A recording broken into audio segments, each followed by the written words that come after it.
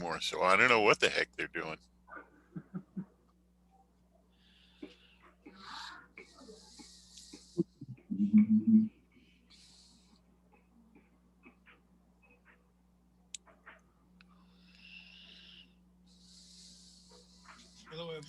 I always told my nieces and nephews that I expected someday when they asked me what I did for a living, and I told them that I administered servers, and they would look at me like, really? How much does it take to administer a refrigerator? Nothing to it. How is that a job?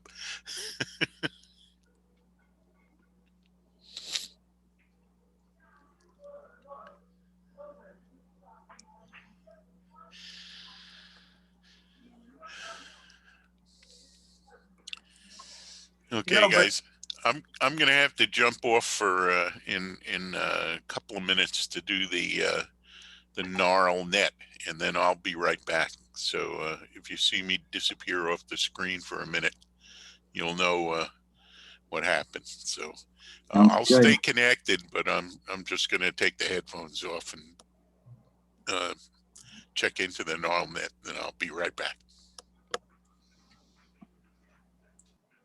Hello, everybody. Hey, Rob. We ready to do this thing, Rob? You bet, buddy. You bet. Alrighty. So, like I said, I'll be happy to control the slide deck. I've got, after our friend Ant, which he's out there, set the bar last month. I have a slightly longer, not longer. I have a few more slides I want to use tonight, so it'll just be easy for me to advance the slides. So I'm going to completely mute my my Zoom audio and microphone. So I'll need you to come across on the RF if you have questions, and I'll pause frequently for that. So. And not a problem. I'll keep an eye on the chat room. Any questions come up, I'll wait for you to call, and then I'm using an HT, so you're going to have to listen. It's not a Bowfang, it's Kenwood. I had a student at Yale today email me, got his ticket, and he wanted to know which HT he should buy. And the two choices he gave me were both the exact same Bowfang. One was blue and one was black. I had to tell him it's the same radio. Here's why you might want it, and here's why you might not want it. So I'm just taking a final pass through my slide, and I'll be ready to start in a couple minutes. How's everybody doing tonight? Doing good. Yeah. Looking forward to the presentation. Pretty good. Pretty good. Yeah. I'll just your co-host, so you can share away at will. And Eric, nice background. I like that. I think maybe you're on the Long Island Sound there. No, that's Lake Champlain. That's the ferry across Lake Champlain from Burlington. Oh, you have my condolences. Nice. Oh.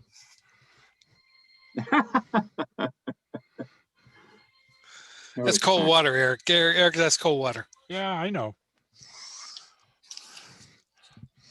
Oh boy. I went looking today to figure out why my processor won't do the backgrounds, and the answer is simple. Mine's a i7 generation 2 and has to be a 6. So I need to build a new computer if I want to do that. Just for background? Yeah. Well, you just painted. Don't worry about it. I've got a I've actually started using my old iMac again. It's a 2011, and it's great actually. A lot of people. I was watching a lot of YouTube videos about how Macs really don't go obsolete. You know, it's doing gaming and stuff. So I put some more RAM in it. I'm going to do an SSDI, and it's all great. But on Zoom, I can't do backgrounds, which is kind of weird. But whatever. Not the most important feature to give up. But I am using my laptop tonight, and I'm not doing anything. So let me get on the air, and so I'm all set up to share, Rob. Yes, sir. You're good to go. Okay. All right. I'll share as soon as I get in. So let me mute, and I'll catch you guys on the air. And thanks for joining me tonight. So here we go.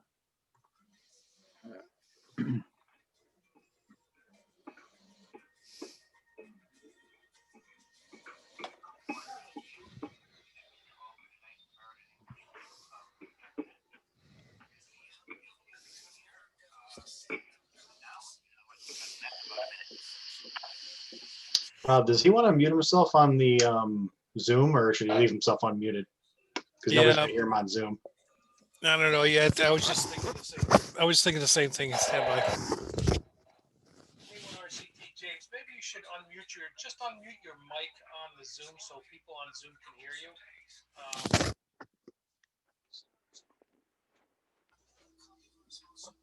Okay, done. Is this better? Roger that. I'm getting a thumbs up from Ant and some other people. So good to go.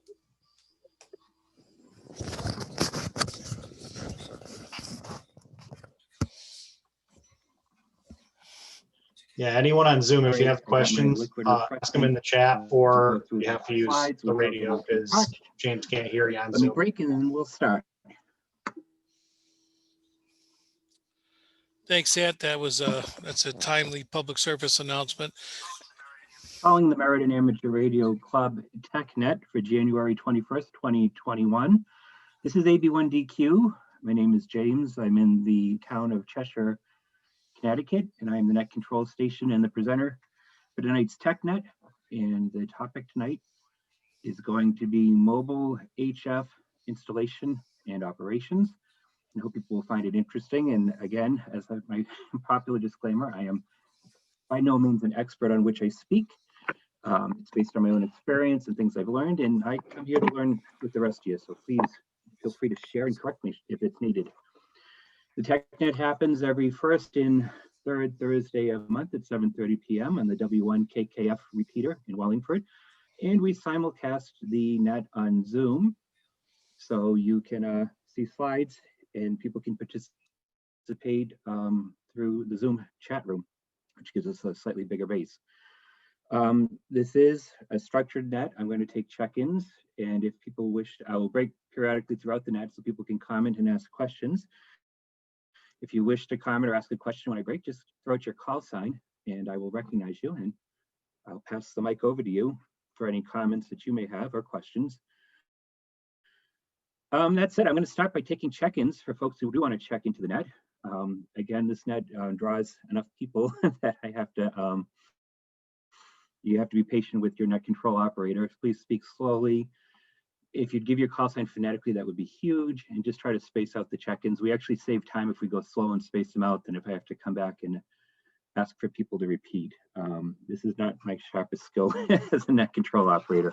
So that being said, any stations anywhere that are tuned in that wish to join the TechNet tonight, let's take some check-ins. Please call now with your call sign, your name, and your location.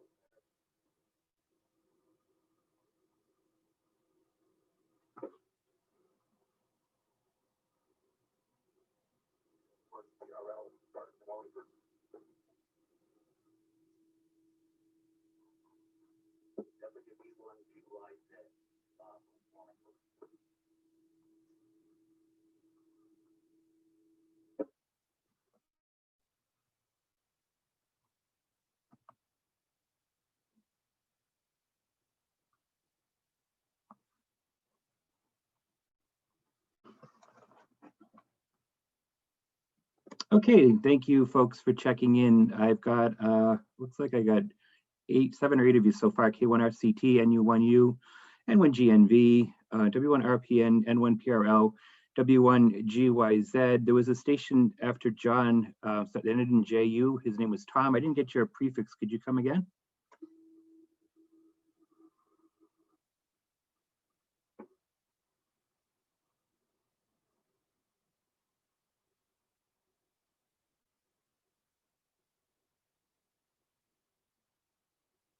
Station ending in, I think, JU. Tom, if you're out there, could you come again with your full call sign?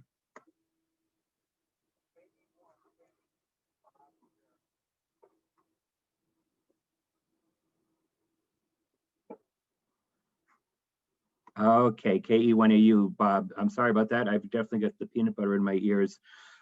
Thank you for bearing with me. Like I said, this is my least favorite part of net control. So I got you. I've also made a list of the folks that I see in the chat room also. So I've got you listed as well. Any other stations wishing to check in with their call sign, name, and location, please do so now, and then we'll start the net.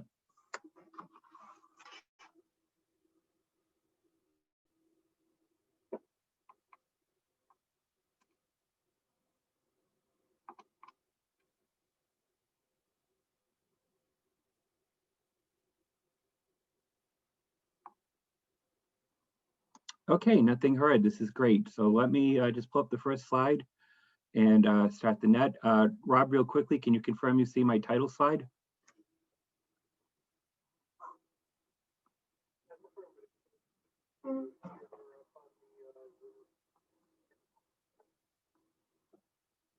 Perfect. All right. Thanks for joining us tonight, everybody. I will be very interested during the net tonight to hear what folks have to say about mobile HF operating. I would really like to hear about any of the older folks who've been licensed longer than me, who may have done this back in the day with earlier gear. And I'm going to speak tonight based on my experiences. I've just completed my second mobile HF installation this past summer. I had a 2012 Mini Cooper, and you're going to see in the presentation why it was ripe for an HF radio. And about 10 or 12 years ago, I had done an installation in a Ford Focus I had, and that's when I first met my wife with a big old hamstick on the back, and she still continued to date me when I pulled up for that first date in that car. She was actually had less of a problem with the big hamstick on the back on a tiny car than she did with the little Batman statue I had on the dashboard. But you know, some people put Jesus and Mary, everybody has their own thing, and I had Batman. So that's who I am. Let me break and go to the first slide.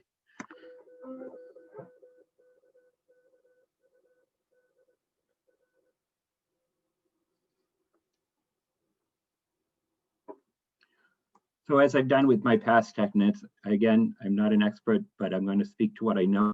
The level of conversation, you folks may want to add more. You may want to go deeper. You may have good questions.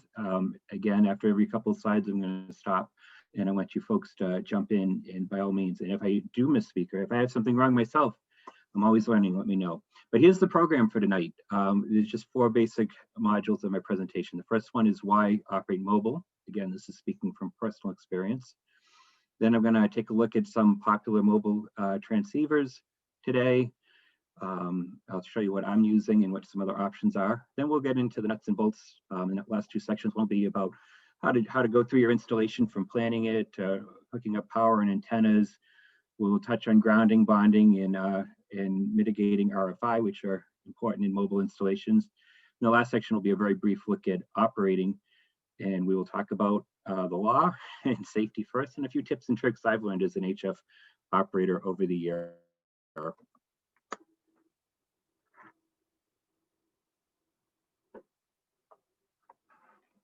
So my first slide is why should one want to operate mobile? Well, it's a great opportunity. It's great for anybody who's got an antenna restriction first and foremost, or lives in an apartment, or can't put up a HF station at home. You can put your HF station in the car, and that's a great opportunity to operate when you can't operate from home. And the other thing is your car literally becomes a go kit, and it's complete with its own generator, and it's complete with heating and air conditioning, climate control. And depending on whether you have leather seats or not, or heated seats, comfortable chairs.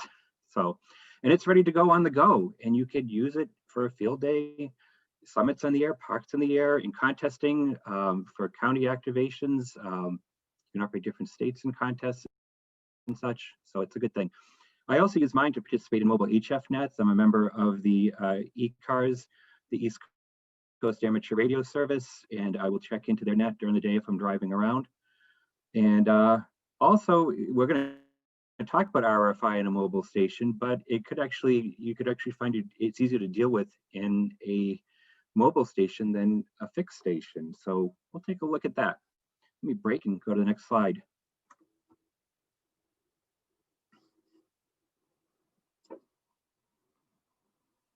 Okay, I'm going to go through these section slides and we'll take a break for questions or comments. The second part of the presentation is looking at popular mobile gear that's on the market today. There's 3 transceivers that are being offered new that I'm just going to highlight very briefly. And I'll talk about 4 that have been recently discontinued that might make a wise choice for you. And these are the radios. So let me just go through the slides. The first one is the one I'm using. This is the Yaesu FT891. It's still available, and it's all mode HF in 6 meters. Where it falls short is it doesn't have 2 meters and 440, so it doesn't have the full VHF, UHF. What's great about this radio, and these speak to why I use it, is it's a great price. It's under $700 new for most retailers. It's got a really nice IF DSP, 32-bit. It integrates with the Yaesu ATAS system, so it works great with their ATAS screwdriver antennas. The buttons are backlit, and the compact screen is big and bright. It's a nice compact size. What I don't like about it is the menus. It's menu driven, and that could be pretty deep and complex to figure out where the features are you need. I did mention it lacks the VHF, UHF. There's no internal tuner inside, so if you're going with something outside of an ATAS antenna, you're going to have to cope with an external antenna. The other thing is it has USB, but it doesn't inherently handle digital modes, but that's not a mobile concern for me. Let me break and go to the next slide.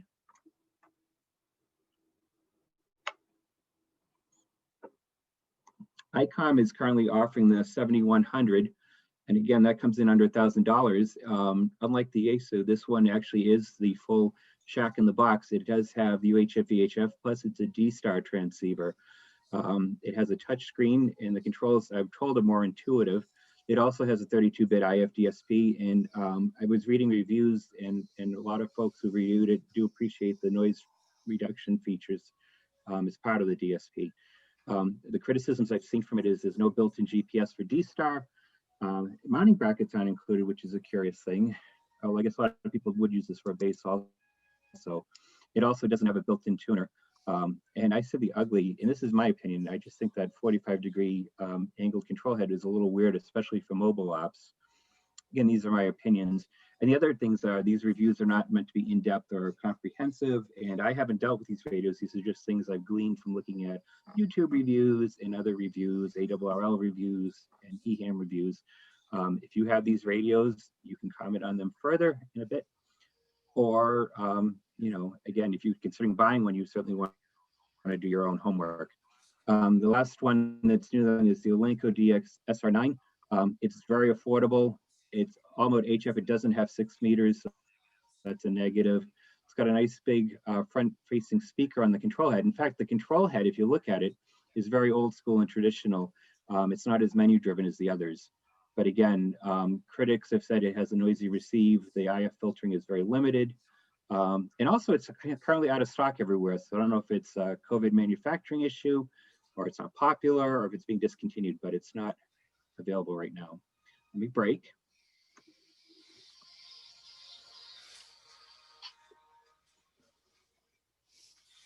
Next, I'm just going to take a quick look at some recently discontinued radios that are still good options if you can get them in good condition and at good prices.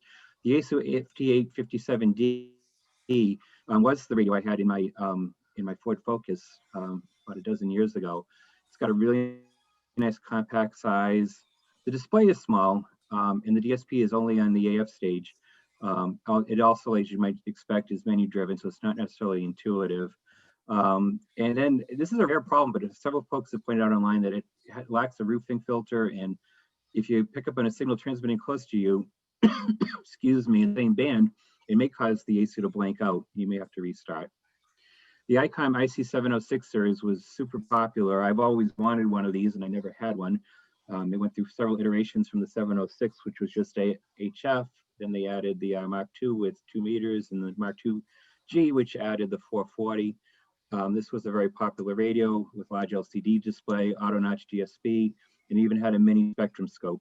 Again, big criticism you see with modern radios with detachable faceplates, menu driven, and several folks online talk about CW clipping at speeds of about 30 words per minute while using full break-in. Again, something I'm not likely to be doing while operating mobile. Anyway, and then that was succeeded by the ICOM 7000, which is now discontinued. HF, VHF, UHF transceiver, detachable faceplate. It had dual DSP chips and a dual passband filter, a RIDI decoder, and built-in waterfall display. Folks have complained about heating issues and high power consumption, however. It also lacks the USB interface, which is curious, and that should probably be standard at this point. And the last discontinued radio is the Kenwood TS480HX. TS480 came in 2 varieties, as some folks will know. The HX at 200 watts output, which is good. If you got this, it lacked the built-in tuner that the 100-watt version had. But it also had excellent ergonomics, very old school, not overly menu driven, looks like a regular base station rig. It did require 2 DC power sources to operate with the 200-watt amplifier in it. And the large control head could be difficult to place in a modern vehicle. Some have said it has a reputation for drifting. Also, if you were going to add supplemental filters, you had to solder. Excuse me. So that's my summary of what's on the market today. I'm going to break now and see if anybody has any comments up to this point or questions, or perhaps you've used one of these radios and you want to comment on it. So let me break. And if you want to be recognized, just throw out your call sign and I'll pass it over to you. This is AB1DQ, net control of the TechNet.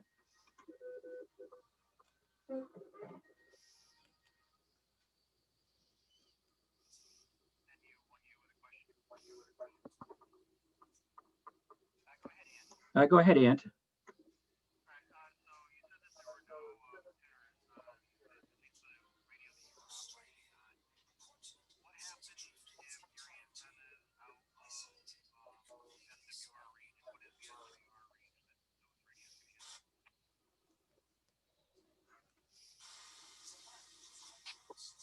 Yeah, that's a good question.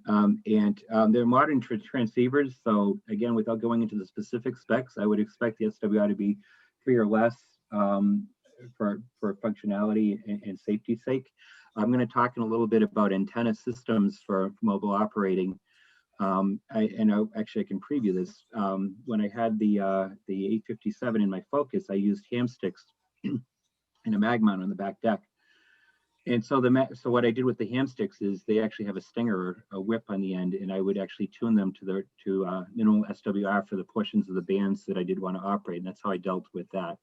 We're going to talk about screwdriver antennas, and the ATAS antenna that Yaesu has is like that. We'll talk about how that works. It's a motor-driven thing, and that actually, even though it doesn't have a tuner, the 891 is compatible and can drive for low SWR with that antenna. So it is kind of a tuner, a matching system for that. And we'll talk more about that under antennas. I don't know if that answers your question or not. Back to you, Ant.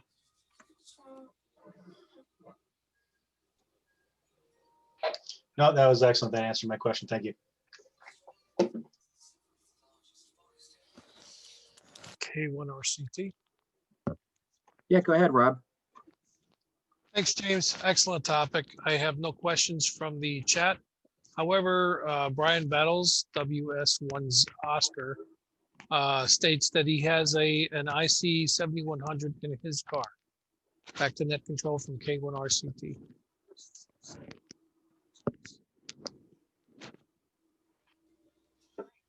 All right, well, thanks for passing that on.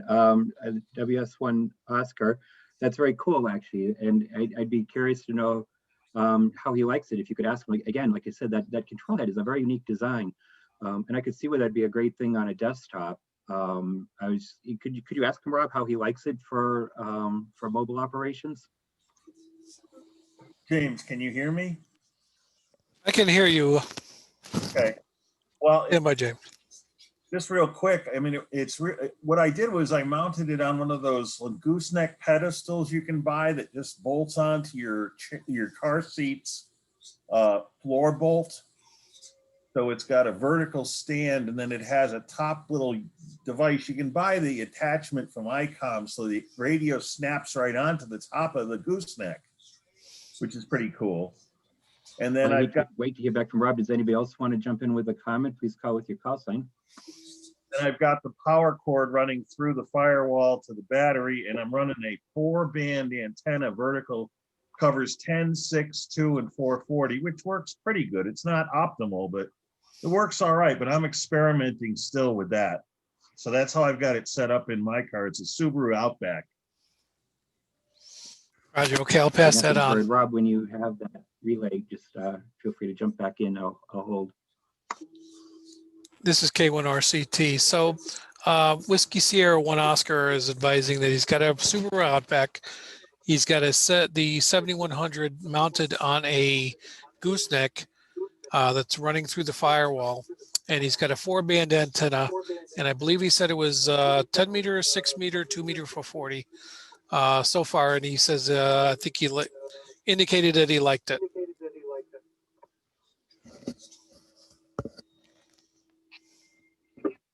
Okay, Rob, very good. And for sharing his name, but WS10 Oscar, rather, I appreciate you sharing that. That's good to know. In gooseneck mounts, that is something that we'll touch on very briefly coming up when we talk about how to place the radio in the car. So let me move on. So the next section of the net is the main part for tonight, and that's about installing an HF radio. I'm going to talk about what I've done, what my experiences are, some things I've gleaned online. Again, not an expert by any stretch. If folks have done mobile installations, please jump in and share when you feel it's appropriate. But the first step is definitely to plan out your installation. Most radios today, modern small portable type transceivers, mobile transceivers, do have detachable control heads, which is a godsend given how compact cars are and how much crap is built into every inch of the dashboard and all these consoles.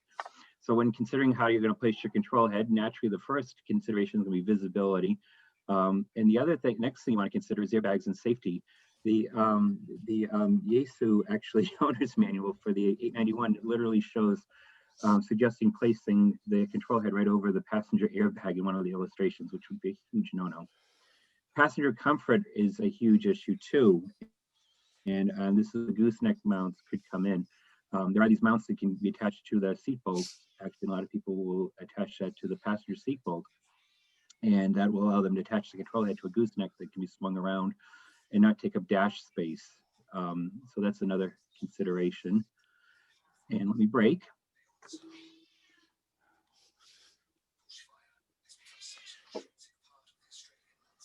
And then if you saw the December 2020 QST, there was an article by KW5GP, Glenn Copil, and it was on page 53, 54, and he talked about how to do an in-dash installation for your mobile rig.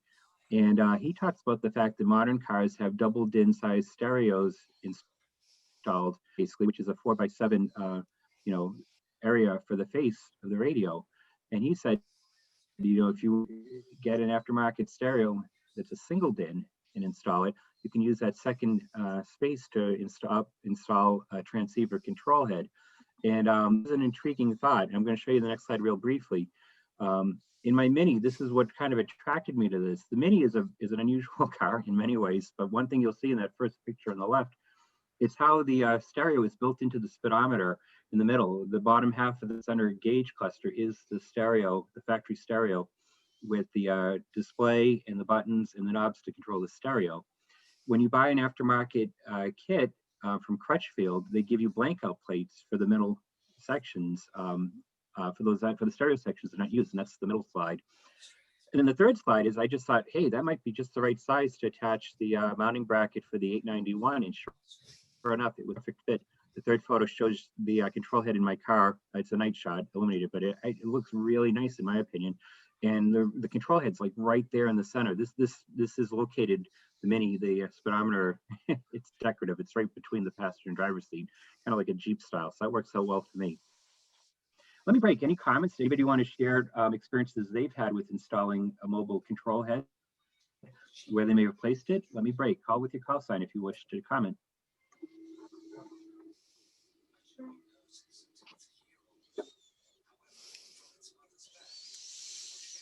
K1RCT, nothing from the chat.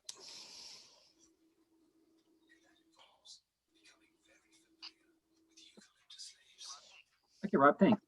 So the next step is where you're going to place the radio body. And this takes a lot of thinking because you have factors to look at. One is heat dissipation. Radios do run hot. They do have fans in most cases, or heat sinks, or both. But you definitely want to have a place where there's good ventilation. You want to consider the speaker placement. A lot of radios have the radio speaker built into the body of the radio, and that's the case for both of my radios. That Alinco actually, that's one thing that was attractive about that, is that the speaker is actually built into that large control head. So again, if you mounted that on your dash, you'd have your speaker right up front. And the big part is about power lines, your antenna feed line, your microphone cables, control head cable, and then if your radio is where you can't hear the speaker connection. So that takes a lot of thinking and figuring out what to do. A popular choice is to mount under the driver's or passenger seat, in the trunk or the rear hatch area, or behind the dashboard even. There's a lot of space behind the modern dashboard, and these small radios could be attached up under there somewhere by the firewall, if you're willing to dig in there.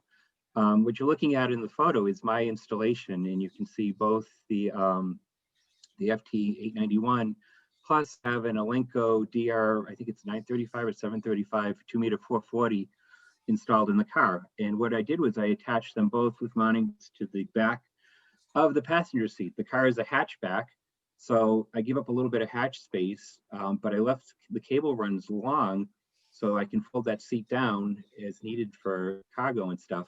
But the radios are pretty much out of sight. They're well ventilated. And I didn't really illustrate this very well in the photos, but I'll show you more about it, but my power lines and cable lines have enough slack, and they run neatly tucked where they don't get in the way. Let me break.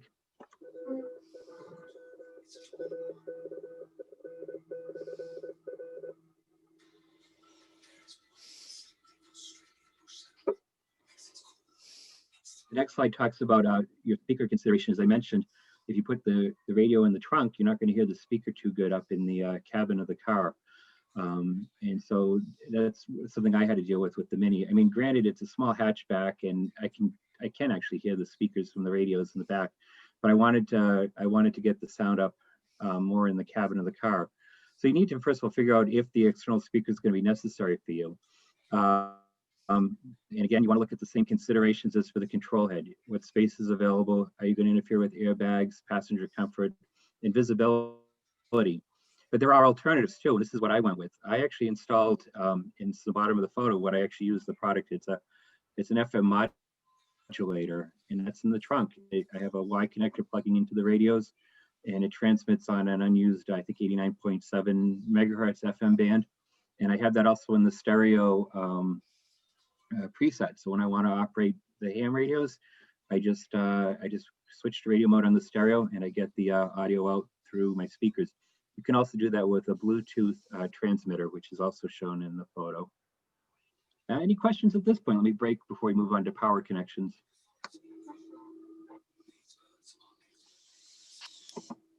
Kilo 1 Romeo Charlie Tango.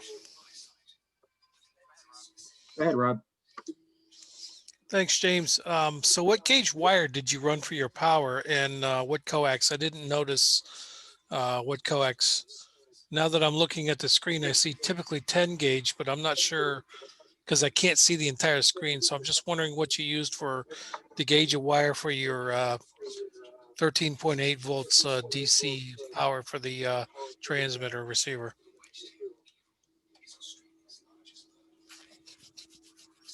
Yeah, very good, Rob. I believe I used the 10 gauge. I actually used the, excuse me, I used the original power lines that came with the radio. And I'm gonna talk more about my specific power hookup.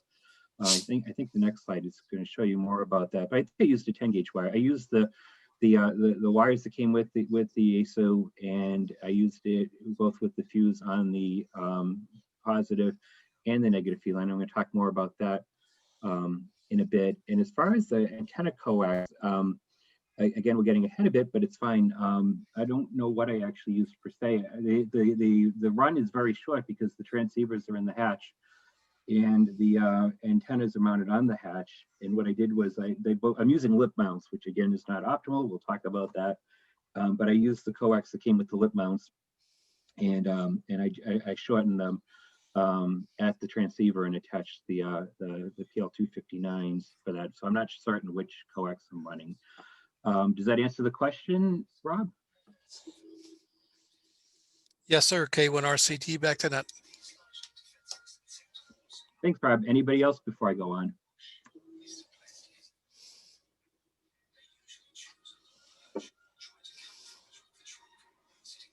Okay, so I am going to talk about the power connectors right now. Everybody will tell you, and it makes good sense for a variety of reasons, that you're definitely going to want to connect your power cables directly to the battery. It does help reduce noise. The downside is in modern cars, going through a firewall can be a real headache. The last thing you want to do is hook up an HF rig to a cigarette lighter adapter. Again, that's usually a 10 amp, maybe a 15 amp fuse, you know, and the basic math is a HF transmitter at 100 watts is going to draw about 22 amps at peak. So you're going to be blowing a lot of fuses. Plus, you could also introduce noise into the receive and transmit functions.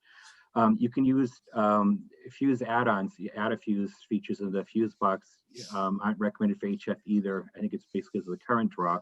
You could use that with a VHF, UHF installation. As I just said to Rob, I use the power lines that came with the Yaesu rig. And again, it has inline fuses on both the positive and the negative line, and those fuses are up close to the battery.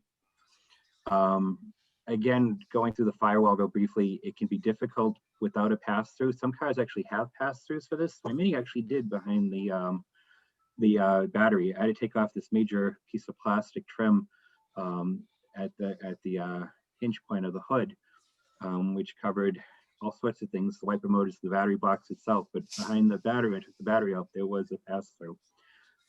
If you're going to cut through the firewall, you know, be careful. Go up high if you have to. Be sure where you're cutting through, and always use a grommet so you don't fray the wire. Let me break. Couple of observations and one GNV. So one of the big issues about power connections, and this goes back to RF, and it's all about grounding. John, he can't hear you because he's got his audio down. The one thing you can Posted in certainly the do chat electrically or is you could VHF. run just a positive power line off the battery, and you could ground the negative for the power connection to the chassis, to the frame, you know, what have you, and you can complete your circuit for 13.8 volts to the rig. But that's not optimal at all. Again, this is a concept that I have a difficult time sometimes wrapping my head around, although I've read a lot about it. But it's all about grounding, DC ground versus RF ground. And it's important to remember that they are not the same. DC connectivity is one thing. Grounding RF is a whole different matter altogether. And this is where bonding is going to come into play for a mobile installation. You know, the DC ground is just the electrical reference point for the DC voltage. It's the negative power line to the battery terminal, and it's the reference point for your 12 or 13 volts.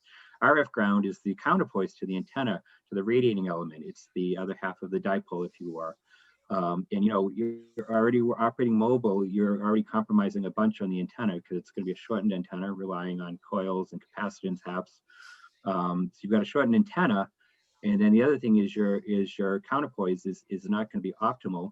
And the other thing is a lot of pieces of metal in the car may not be properly all grounded together. So when you have multiple grounds, you run into the situation of having ground loops, and those can radiate RF. We'll talk about that in a little bit in detail.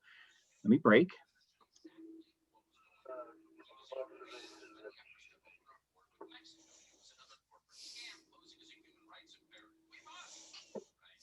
John, I welcome your observations, and I had a feeling you might jump in at this point. Please go ahead.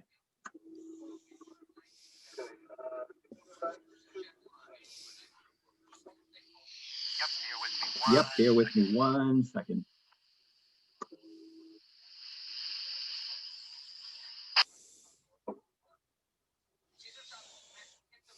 I need to share again. Hold on.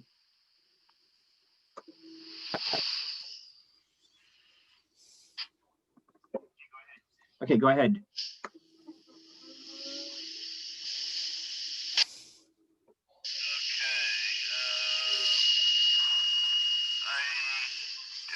I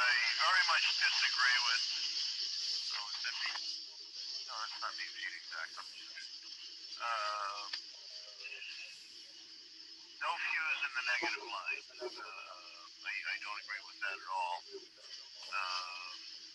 And on your point of look up W8JI, Whiskey 8, Juliet, India.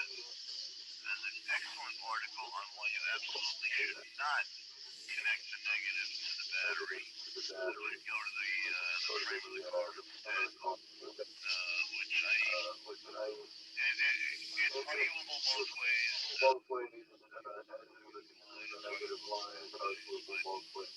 Down on the side of fuse the negative line, and going to the frame of the car for your negative battery. Fuse in the positive line. I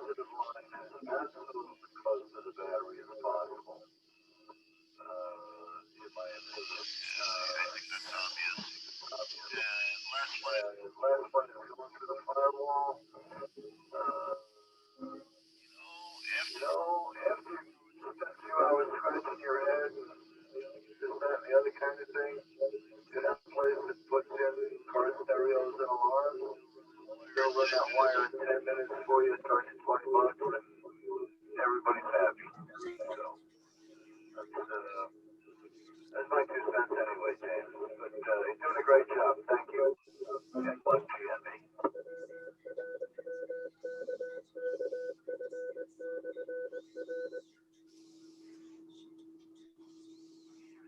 Okay, John, those are really excellent points, and I thank you for sharing. As I said from the get-go, I'm not an expert. I speak from what I've done, and believe me, having had 2 mobile installations in 19 years of being a ham, it is pretty limited.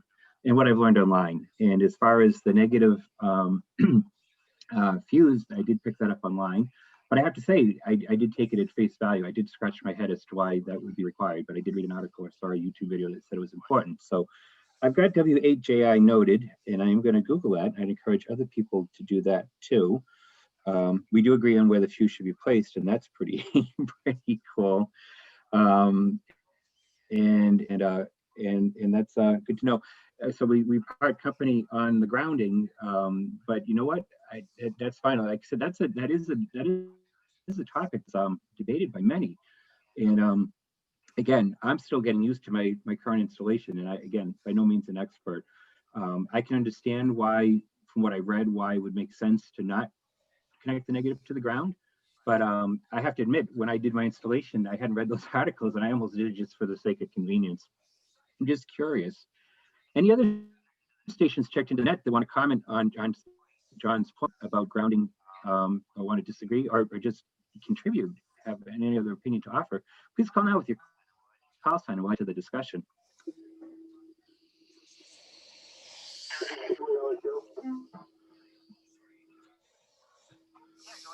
Go ahead.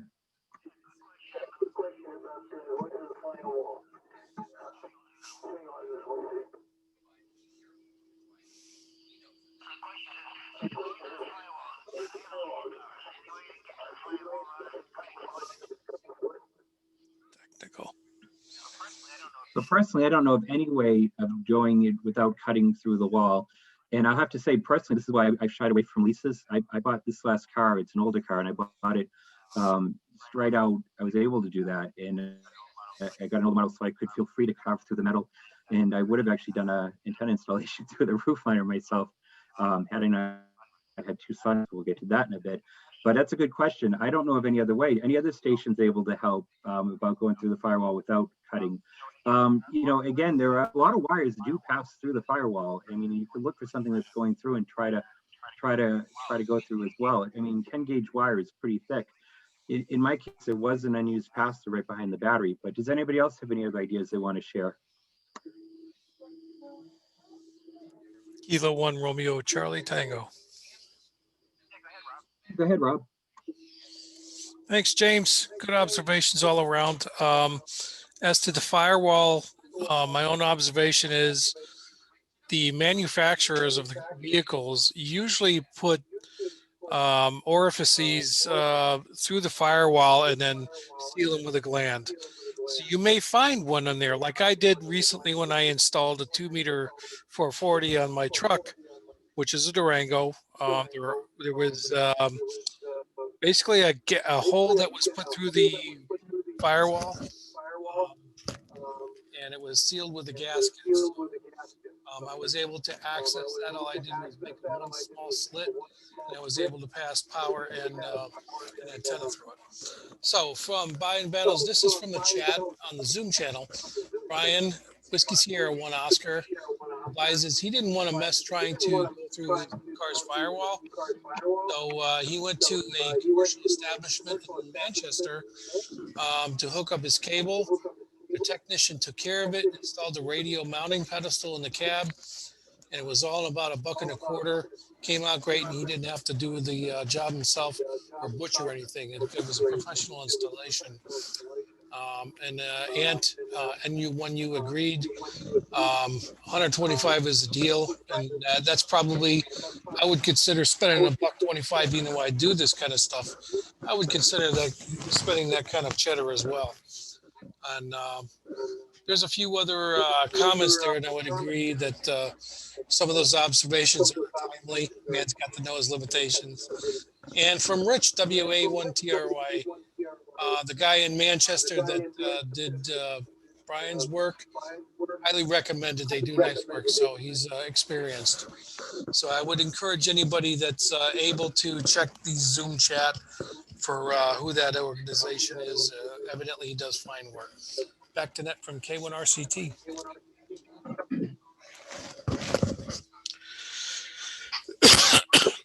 Rob, thanks for passing that all along. And I didn't acknowledge John actually did say that. It makes a good point. There are people who are professionals who do this, do stereo installations, auto mechanics. They know where the pass-through points are. You know, if you're going to be in a Grand Plus radio antenna, tuners, amplifiers, what have you, $125 to have a pro take care of that for you is a good suggestion. So, Mike, I would say check out the names listed in the chat, and also consider going to a stereo install shop or an auto mechanic and see what they can do without damaging the car, so you don't, you know, violate your lease agreement. Really good feedback, guys. I really appreciate this. Like I said, this is the kind of stuff I look for in a TechNet, because a lot of things can be debated, and my knowledge, 20 years in the hobby, is still quite limited in a lot of things. I talk about what I like, but I also like learning. So that's great. Thank you, John and Rob and everybody else, and for sharing on that. Any other questions about running power lines before we move on?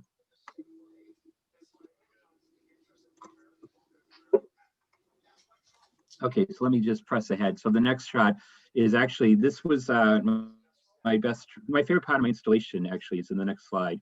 And what I did was I used a power block. So what I did, ran the positive and negative lines from the battery to the back of the car. And in the back of the Mini, there's this little, this is the right side of the hatch compartment. There's a little pop-out panel. There's one on the left side too, to access the back of the car, the taillight, and other features. I don't think it's a taillight, actually. It doesn't make sense because it'd be one on the other side. Anyways, there's this access panel. So I was able to open that up, and I was able to mount to the inner fender the power pole block. And as you can see, I've got the both transceivers plugged in there. I've got power for the subwoofer I put in the car. And I've got available power pole connections, which would be a plus if I were to take the car out on field day or SOTA, you know, or parks on the air. It's great. I can just open the hatch and I've got this access. You notice above the power block also, you can see that little FM modulator, which I mounted too. Again, it plugs to the transceivers and it lets me transmit my signal to the radio. So we're going to go into antennas next. Anything else on power from anybody?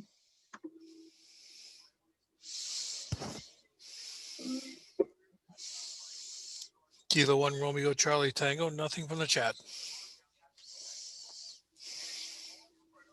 Okay, super, Rob. Yeah, we'll get antennas next. And this part of the presentation, I'll admit right up front, is probably a little light.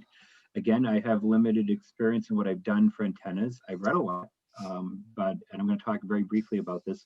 I'm going to, again, open it up to feedback. Anybody, if you disagree, or if I'm wrong, or if you have your own opinion or experience, I really hope you'll share it. But we're going to look at antenna essentials briefly.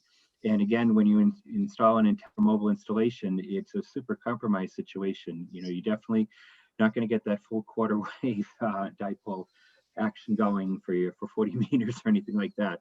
So we have to look at antenna type, where we can locate it, what kind of mount we're going to use, and then it's all about bandwidth and matching and what we can do to get the best lowest SWR. So there are two antennas I wanted to speak to that I've used. The first is the monoband, the ham stick, the Workman, the Procom. I had a bunch of these for my Ford Focus installation, and it's a simple antenna. It's a loading coil wrapped around a fiberglass rod. It's covered with a rubber insulated jacket. And then, as I mentioned earlier, it's got a whip or a stinger on the top that you adjust up and down for low SWR for the portion of the band you plan to operate. And these are an excellent starting point, especially for low bands like 40 to 6 meters. They're super affordable. The performance is actually quite good with the good ground plane. And the only con I had with them is, again, their single band performance. So you kind of needed to know which band you're going to operate when you head out for the day, or you need to have room to store these in your car. I mentioned I had a Ford Focus in those days. I tried tucking extra ham sticks alongside the door on the passenger side, but you know, they didn't fit. You know, the passenger actually had to step over them to get in. They went in at an angle. But I had very good luck with the ham stick, and I really liked it. I used a magnetic mount, a 4-magnet mount on the rear deck. It was the sedan version of the car. It really well. I got out, you know, we're in a better solar cycle, but I used to get out into Europe every day on the commute home from work on 128, or 40 or 20, I can't remember which. And we break.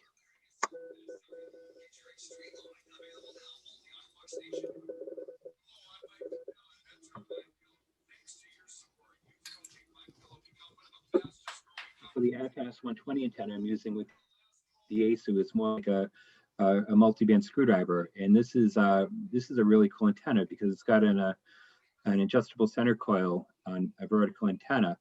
The motor has a reversible DC motor, and so what happens is the radio is able to tune to lowest SWR to frequency by moving the coil up and down within the outer housing and shorting out the unnecessary portion of the coil.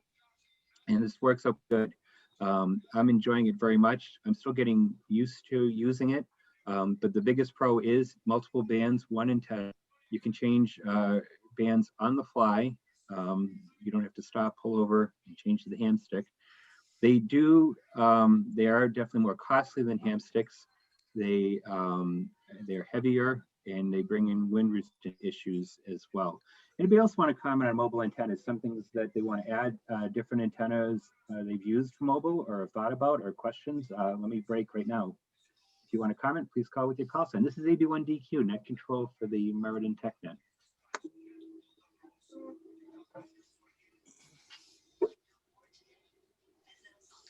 This is NU1U. Go ahead, Ant. How important, sorry, can't talk. How important is placement on the car for where you're mounting the antenna? That's an excellent question, and that's actually what the next slide kind of speaks to. And I'll actually just go through that. You know, obviously the best scenario is higher. Here is the better always in most cases. It's not always possible though. Ultimately, I think on top of the roof makes sense because you have the roof of the car as a ground plane. So this works out particularly well. The downside of this is I say on the slide, is clearance issues. You have garages, your own garage, public garages, trees, low bridges become issues for that. But again, higher on the roof is ideal because you have the best RF ground plane possible. On cars, it comes down to the roof of the back of the car. Now my car has dual sunroofs. Again, it's a fancy car, I guess. So I was kind of forced at this point to go to a lip mount on the back of the car, and I'll talk about that installation.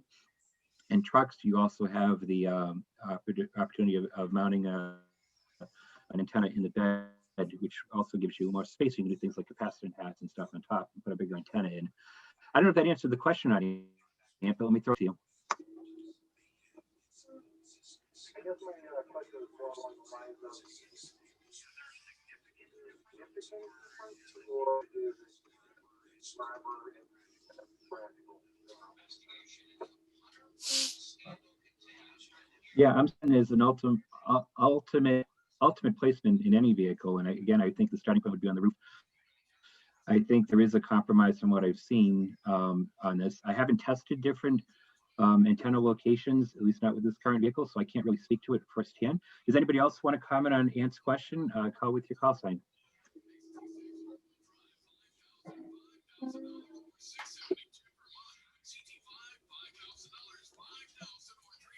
Yeah, so I have nothing else in that, Ant.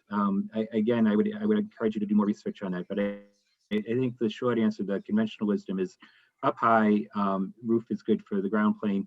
And, you know, it definitely logically makes sense. And I've seen this, you know, antenna radiation patterns are going to change based on where the antenna goes. So to answer your question, yeah, it does matter. But as far as ultimate situations, I think it's going to vary by vehicle and installation. Back to you.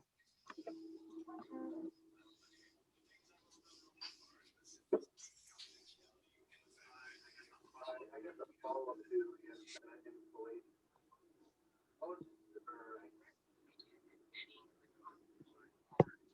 are operating, are folks actually operating, or are they part of it when they get to the top of the field they want to operate?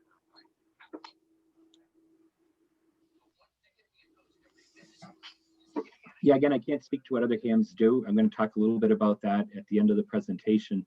I've operated mobile while driving, even though it's now technically, it is illegal based on the laws, the distracted driver laws as they exist now. But I definitely do that.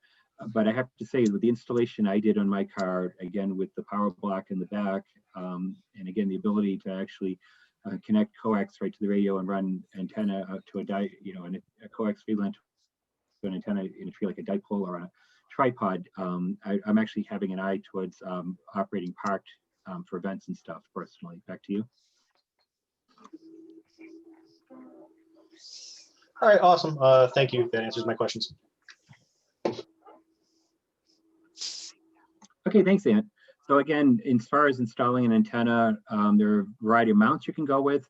Again, I think what I've seen, the conventional wisdom from what I've read is your best bet is to be able to drill right through your roof and do a permanent antenna mount like that, where you get good connectivity to the roof. It gives you a solid ground plane up high to match the antenna for the counterpoise to the antenna. Another option is, and this is something I might look at actually for the Mini, is considering putting a roof rack and a plate above, which will let me get the antenna up above the car itself. Something I'm going to look into. I mentioned I did use a magnet mount in my last car, and like I said, the car had a tiny little sedan patch, a roof actually, and I had one of those quad magnet mounts with a 5/8 inch threaded adapter for the ham sticks, and that worked out pretty well for me. And they're also under chassis mounts, bumper mounts, a lot of variety. What I'm using right now in the Mini for both VHF, UHF, and HF is a simple lip mount. I have to say that doesn't give me the best connection to the ground. I did run a ground cable from the negative connection on the antenna mount to the sheet metal on the hatch to help with that. But that's what I've done for that. Let me break.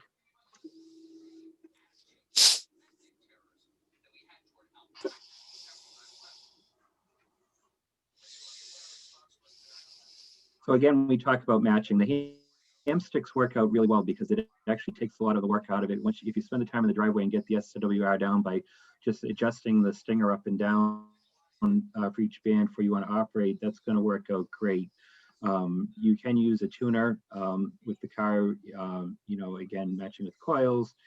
There are definitely limitations. If you have a larger antenna, say in a truck, and you're running a larger vertical antenna, you could actually also employ capacitance taps. I don't know if you've seen that or not. I didn't get an illustration, but it's actually literally an attachment, a vertical attachment, horizontal attachment on the top of a vertical antenna. It'll make the antenna appear electrically longer, and that's going to increase the radiation resistance of the mast itself. So again, less coil means less loss, as we know. So the big problem with that is wind load. And again, that's the truck tail. So this last shot here is the antennas on my car right now. On the left side, you see the ATES 120 HF antenna, and you can just about see on the right lip the back of the car, a dual band VHF UHF 2 meter 440 antenna. Let me break for comments or questions.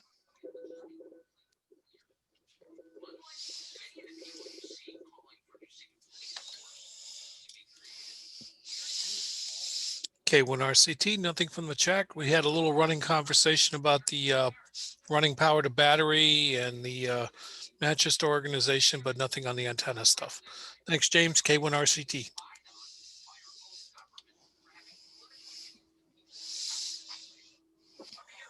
Okay, thanks, Rob. So I'm going to go back to grounding and bonding next. And again, John or others, again, these tend to be issues, questions where there's debate. I'm presenting the basics as I understand it. So let me take you through my slides, and I'll ask for input after the fact. Again, what is bonding? A lot of people will tell you this is important for a mobile installation. And basically what you want to do is you want to be eliminating any metal ground planes that are floating, that aren't attached. You want to get to one solid ground for the whole car. In trucks, it's a whole bigger issue because you have, basically you've got a body on frame construction. So not necessarily everything is going to have a good electrical connection to that one common ground. In cars, they recommend that you bond certainly the horizontal planes, the hood and the trunk, if you have it. Other things that should be bonded is any loose electrical thing. Exhaust systems are huge. Areas where you could be creating, they can resonate RF and create noise and also diminish your signal out. So grounding the exhaust system is a good idea as well. So again, it's essential RF grounding, and again, it improves the counterpoise for a vertical antenna, which is already at a compromise. Again, I mentioned that the floating pieces of metal we connect as an antenna, generate RFI. And also it'll help with the better SWR match. So I'll have to say, when I first did this installation last summer, I didn't bond the car. And I have to say, with the ATAS antenna, I have had difficulty getting it to auto-tune sometimes to a fast match. And I've done the research, and I've actually just got the straps, and I'm going to work on bonding over the next few weeks to do this. I have been told that once I've done this, I should be able to see a much faster and better SWR match with the antenna. So key areas, again, to bond are the hood and the trunk. You want to use star washers under hinge bolts for the hood and the trunk. And again, the exhaust system, it's recommended to bond both sides of the catalytic converter, to use hose clamps in front and back. And here's materials you use. You basically get engine or ground strap material, hose clamps for the exhaust, and then sheet metal screws and star washers. Has anybody got experience with bonding mobile installations or questions about this? Let me break.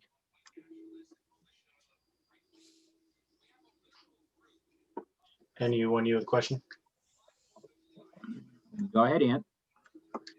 Are you building those bonding straps that have the eyelets at the end, or are those pre-built? Those are pre-built. I ordered mine off of Amazon. In fact, those are the ones I got. They arrived this week, actually. They're about a foot long with the eyelets attached to the end. When I did the bonding in my Focus years ago, and I did bond that from the get-go, I actually got the braid and cut it myself and made my own bonding straps. I drilled through it and soldered around it. It worked, but it wasn't the neatest thing. But these are commercial straps. I just back to you. Okay, that answers my question. Thank you. And you won you. Super. Anybody else at this point?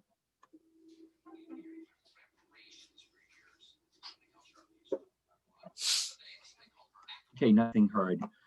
Also, one thing is recommended when putting the hose clamps on the exhaust pipe, definitely want to sand rust and corrosion off. So the other thing about mitigating RFI is you got to realize that modern vehicles, we have so many electric motors that can produce hash in a car. From the electric cooling fan, they're not mechanical anymore. Your air conditioning fan, idle air control motors, power seats, power windows, remote mirrors, cruise control, power door locks are just a few. So people said you could have up to 50 different DC motors in a car, and every one of them can create hash or interference. One website I consulted did say the auto industry is moving towards brushless motors just for the intent purpose of reducing RFI. And I guess it's more of an issue now with us doing all these things on our phones and the internet. Alternator wine, coincidentally, is not as prevalent as it once was due to better designs, but it's still an issue. So you mitigate RFI by attaching ferrite beads around the power leads to these motors, these devices. And I haven't gotten to this point yet with my install. I do get some RFI in some bands. It's kind of interesting if I'm out driving, I'll notice it on 20, but not 40 or vice versa at times. I will get to this point next, but it's primarily a trial and error process. And there are ways to do this to figure out where the RFI is coming from, just like in your house, you shut off your power to the house and slowly reattach different circuits to see what causes the RFI. It's a similar process for the car. I remember my only experience with this was when I was a child. My dad had a CB radio in the car, and I remember him attaching RFI beads to mitigate RF on his 11-meter rig. Anyway, any comments at this point? Let me break. Kilo 1 Romeo Charlie Tango. Go ahead, Rob. Thanks, James. This is from George, Alpha Baker 1 Golf Lima. Any advice for installing on a hybrid vehicle? He's got a Toyota 16 RAV4, and he's tried VHF, UHF with a magnetic mount vertical, but the car itself generated some kind of interference that makes his radio deaf. That's a really good question. And in my research for the presentation tonight, I did come across an article, except I don't think I noted it, about a ham. It might have been a YouTube video who did installation in a Prius. I can try to see if I can find that article or that YouTube video, and I could forward it to him. You said it was George. What's George's call sign again? And can I get his email off of QRZ? If so, I'd be happy to send him that information if I find it again. Alpha Bravo 1 Golf Lima, and you can do that at awrl.net. Okay, he's indicating on Zoom that call sign is Alpha Bravo 1 Golf Lima, and he's good on QRZ. Okay, great. I appreciate it. I just made a note to self to check out hybrid. Just writing as I talk. You can't do two things at once. Yeah, I honestly know that I saw something along the way. If I can find it again, I will gladly pass it on. But that is a good issue. I was actually, when I saw the video or the article, I was actually surprised that this person was able to do it. I would think that would be a heck of a difficult situation, a whole electrical environment like that. But so it is. I'll see if I can pass that on. Thanks for the question. Any other questions? And you have the question? Go ahead, Ian. So going back to the grounding, how are you figuring out what's not bonded together? Are you using a multimeter and figuring out if there's continuity and then hooking that up to something that is connected to ground? What's your process to figure out what's bonded and what's not?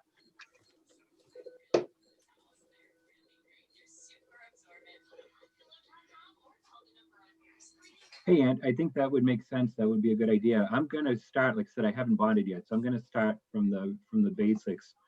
I'm going to do the hatch. I'm going to do the hood. I'm going to do the exhaust system. The alternator also is something that's recommended.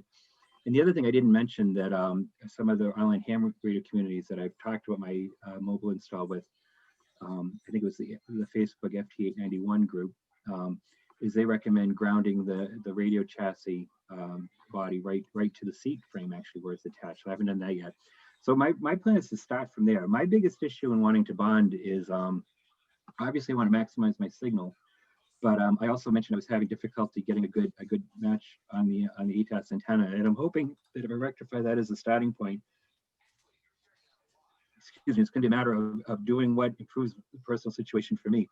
But I would think using a continuity tester or a voltmeter, it could be a good way for locating things that aren't connected. When I first did this, I skipped the button because to me logically it's like, well, the hood's bolted to the car and that's steel to steel, or is it? I don't know. And it just seemed like it was superfluous or redundant to run a cable between these two bolts. But I'm going to try and see what difference it makes. But as far as what needs to be done, that's how I'm going to do that. And then as far as using ferrite slugs to mitigate any additional RFI, that's going to be a trial and error process. That's how I plan to tackle it. Back to you.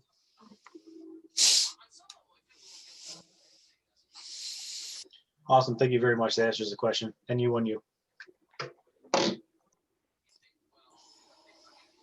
Okay, gang, we've been here for about an hour. I'm getting, over an hour now. I'm getting ready to wrap up. I'm into the last section, which is short. It's just about operating HF Mobile, things I've done, things I want to do. And I thank everybody for the participation tonight. And the feedback's been really great. I've learned a lot myself tonight. Anyway, just for identification, this is AB1DQ, James in Cheshire, next for the Meriden Amateur Radio Club TechNet. And topic 10 is mobile installation. So the last section, section 4, is about operating. And the first part of that is all about the law. So I did some researching. As you know, in recent years, there's been more and more distracted driving accidents. I'm not going to say what my opinion is of the young folks out there with their cell phones texting while driving, but it certainly has raised the issue to the attention of the lawmakers. And in Connecticut now, General Law 14296 AA does prohibit the use of handheld mobile telephones and mobile electronic devices by motor vehicle operators. In section B4C has been modified. Initially, there was an exemption for amateur radio operators, but that was changed. And now we are exempt only in emergency situations for emergency purposes only. That's the law. And do I operate mobile? Yeah, I do. I check into eCarsNet when I'm driving. As you know, I chat with you guys on this repeater, and I chat with folks on the Wallingford repeater when I'm out driving, so I do it. I think it is a hands-free thing. I think if you could rig up, I've seen videos where people rigged up push-to-talk buttons in the console of their car with a microphone in the headliner, and they can do that. To me, it's not worth it. I just figure it's just the risk of doing business. Fines $150 first time in Connecticut, $300 for the second time, and $500 for third and each subsequent offense that you're busted. And of course, you can always expect an insurance surcharge. It's a moving violation. Let me break. Yeah, go ahead.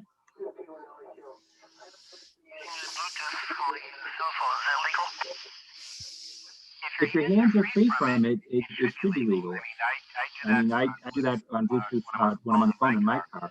And I know that that Cobra Citizen band radios actually have Bluetooth functionality for that reason too. So if you're on Bluetooth, if you're not holding the device in your hand, the microphone or the phone in your hand, that's legal.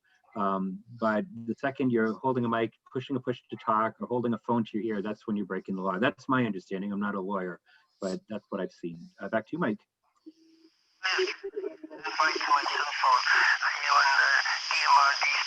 All that to my computer at home for the internet, but it all goes Bluetooth for the car. Anyway, I appreciate it. Yeah, that's a good question, Mike. Thanks for commenting. So anyway, regardless of the law, operation is always safety first. It has to be when you're driving. We all took driver's ed many years ago. Eyes on the road, hands on the wheel, always. Pull over when you need to focus on a contact, assuming you are breaking the law, talking while driving. The other key thing is really get to know your radio. A lot of the radios I profiled are very much menu driven. They're not just spin the dials as old radios were. So you need to spend time in the driveway reading the manual and knowing what's going on. Also, another thing that's a good idea is put together a cheat sheet from the best parts of your manual and keep it in the glove box for references when you're out and about. And also, all these radios have many, many memories. So always program your frequencies, your favorite nets, different macros. And let me break and let me just go through the rest of the slides and we'll do our final question period.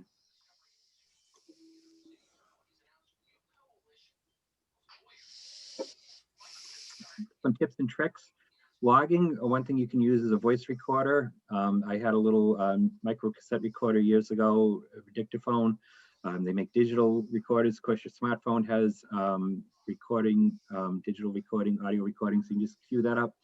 and speak into it. You can record frequencies, call signs of stations and time, and then log them later. If you're contesting or operating an event like a field day, have a co-operator passenger with the paper or computer log.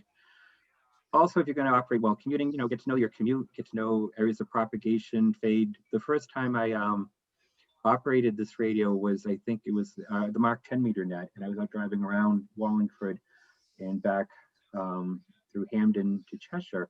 And by the time I got called, I was actually going through an area of high electrical hash, actually getting off Route 40 in Cheshire, and I just lost the entire conversation. So know your commute, know where you're in high areas, know when there's good ground areas, make the most of the hilltops. When calling CQ, do indicate you're a mobile operator. It's also recommended don't use speech compression. And as always, something I fail at constantly, as you probably know by now tonight, you should speak slowly and clearly. And that is the end of the presentation. Thank you all for listening. I hope you learned something. I learned something. Let me break now for any final questions, comments, queries, thoughts, experiences you want to share. Call with your sign to be recognized. This is AB1DQ. Take it away, John. I mentioned earlier top routes, WHAI, Juliet, the absolute best place for all installations, Alpha K0 Bravo Golf, 0 Bravo Golf, .com, I believe. All of this information, specifically the mobile installation on his website.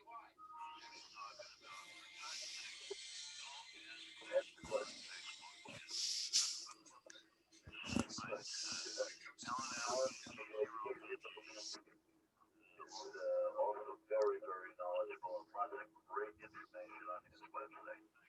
Back to you, Jen. Thank you.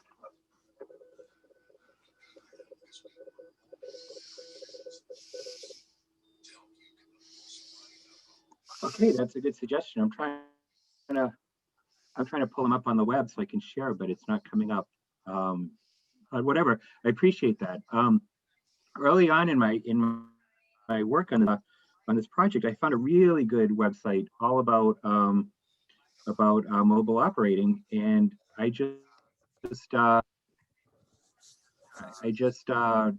couldn't find it again. I felt awful about this. So I appreciate you sharing that. I'm pulling up the K0BG right now for the people in the chat room. Any other comments? K1RCT. Yeah, go ahead. Thanks for the topic, James. Thanks for the TechNet. Ant NU1U has posted something in the chat for everybody. It's a section from our Connecticut General Statutes, a section about how the law that you referenced applies to radio amateurs. So I would recommend anybody to check out the chat in the Zoom. He's listed the actual statute URL, and I'm not going to repeat it here, but I just advise everybody to check that out. Thanks again, James, and back to you from K1RCT. Yeah, thanks, Robin. Thanks, Ant. And John, going back to you, this is the website I was actually on where I started my work, and I could not find this website in my history or by searching again, K0BG. But yeah, this guy's got a lot of information. So I would have put this in the slides. This is the next step for folks who want to do mobile operations. K0BG is the guy. And Rob and Ann, thanks for sharing that bit on the law. Any other comments or questions? Please call now.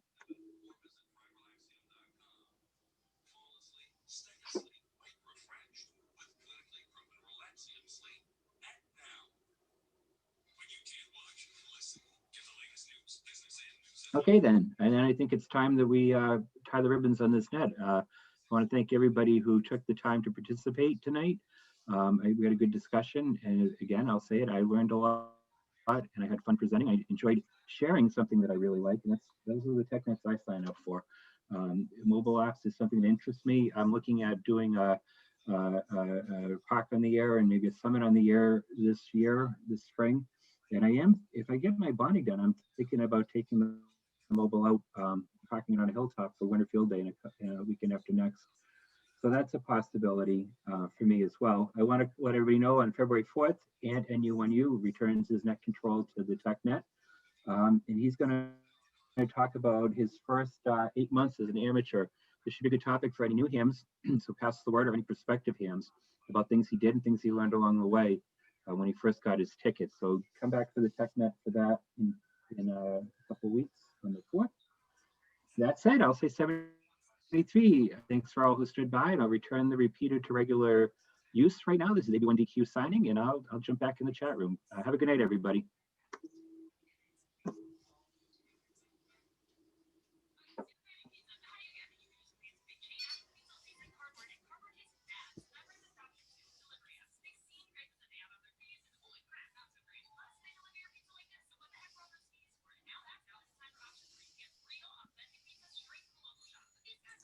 By the way, for anyone interested, I just put it on the little text chat there. I got the 7300 and I got the ICOM software, and somebody online told me how to download all the data I wanted from a repeater. What's it called?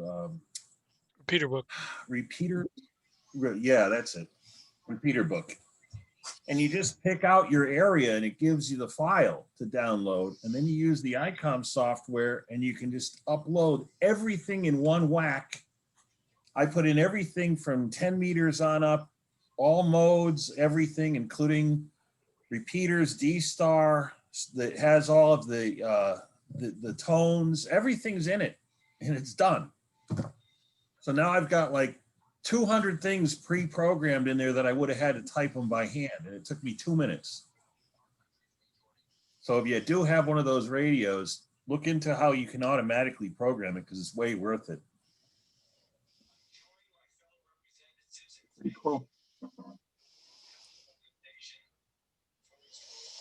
James, question for you on that law, just because I am real curious about $150 fine plus. Yeah. Where did you find the information on emergency operations only, and what year was that from? Because my Google Foo could only find something that said ham radio operators with an FCC license are exempt. Yeah, I'll have to look that up for you. I did see that was the most recent update. I did it by Googling, and I saw the original exception that you're referring to that just said that ham radio operators were exempt. But they did. I remember hearing about it at the time that they did change the law that it has to be an emergency circumstance. I'll look for that, and I'll pass that on to you if I can find it. And if I'm wrong about it, it makes me happy because I don't feel like incurring no $150 fines either. And I do operate mobile, like I said. I'd just love to know that if I got pulled over by a police officer, I could let them know about the exemption and actually cite the law versus going, yeah, you got me. Yeah. And no, that's you go ahead and check the CGA website. CGA? The General Assembly. All right. And you can search state statutes there. It'll give history, intent of the law, and then it'll give amendments and changes. Great. That's a good suggestion. I'm sorry, I can't cite the actual statute violation that would be there, but look under cellular or handheld. Okay.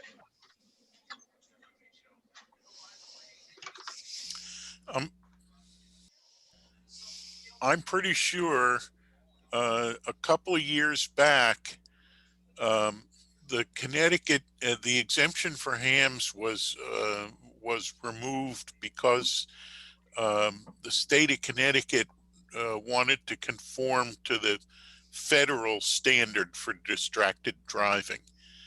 And so I think you're right. There may still be the exemption there for using it during an emergency, but other than that, I'm pretty sure they did away with it in order to conform to the federal standard. There's always been an emergency exemption since the law was first enacted. But it's pretty strict.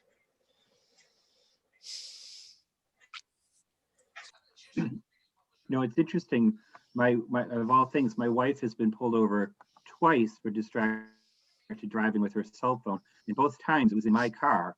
Once in New Jersey and once in New Hampshire, and she was using her iPhone or her handset, but she was in my car, and she's like, "Well, it doesn't connect to the Bluetooth." It's like, "Well, you're being lazy. You can." In fact, I know that her phone's connected. You just have to switch it over. But she avoided the ticket. She got warnings both times, because that's the other thing too. Maybe you can get off with a warning too. I don't know. So John, I just did a search on that website, and the only thing that I could find is that hams are exempt from the law. Yeah, I just want to butt in to say I'm cutting out. I'm going to go jump into the 10-meter net that Ikara runs at 9 o'clock. You guys are welcome to join the fun if you'd like. I'm bailing out now, and if I don't hear you guys over there, I'll talk to you next Tuesday here, and then I guess the following weekend is Winter Field Day. So 7-3 to you guys. Take care. Good seeing you, Brian. Hey, Thanks for joining us. 7-3. What frequency, Brian? On 28475. Okay.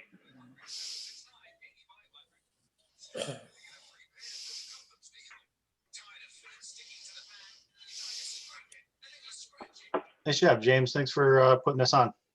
Oh, my pleasure. Thank you for the good questions and feedback. I'm trying to find that myself right now with the exemption. But yeah, thank you. I appreciate your support and the thoughtful questions.